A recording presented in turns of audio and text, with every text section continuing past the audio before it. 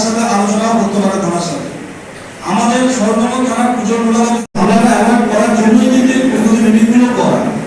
তাহলে মূলত যখন আমরা আপনাদেরকে ইনফর্ম করবো যে আমরা আমাদের চেক দেওয়ার জন্য যা যা কাগজপত্র আপনারা আমাদেরকে একদিন বা দুদিন হয়তো সময় দেবো, ম্যাক্সিমাম আমরা দুদিন দেবো হয়তো, এই দুদিনের মধ্যে আপনারা আমাদেরকে জমা দিন, তখন আপনারা আমাদেরকে 5টা কাগজ দেবেন।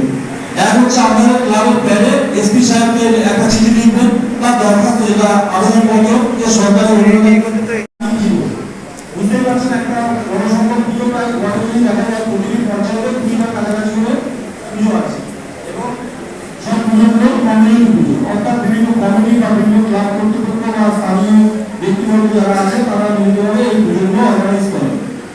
তো আগে 50,000 করা হয়েছে সমস্ত পুজো কমিটির জন্য। তো সেগুলো ক্ষেত্রে কিছু নিয়মাবলী আমরা প্রতি বছর স্বর্ণগর থানার ভেতরে তারা হয়তো আমি ওসি স্বর্ণগর হিসেবে 1 মাস বলতে 1 মাস বলতে পারবেন না। তো সেই 1 মাসের মধ্যে ন্যূনতম আমাদের 2 থেকে 3টে মিটিং করতে হবে। আজকে একটা দেখতে পাচ্ছেন আমরা পিছনে ব্যানার টানিয়েছি প্রস্তুতি মিটিং, মানে প্রিপেয়ারনেস প্রস্তুতি মিটিং। কারণ প্রস্তুতি মিটিংটা করা কেন দরকার? কারণ আপনারা অলরেডি অনেকেই পুজোর প্যান্ডেল করা শুরু করেছেন, অনেক জায়গাতে আমরা দেখতে পাচ্ছি বিভিন্ন পুজো কমিটি ব্যানার টানিয়েছেন। সেই জিনিসগুলো আমরা প্রথমে একটা প্রস্তুতি মিটিং করবো, এরপরে আমরা আবার আপনাদেরকে চেক বিতরণ অনুষ্ঠান হবে।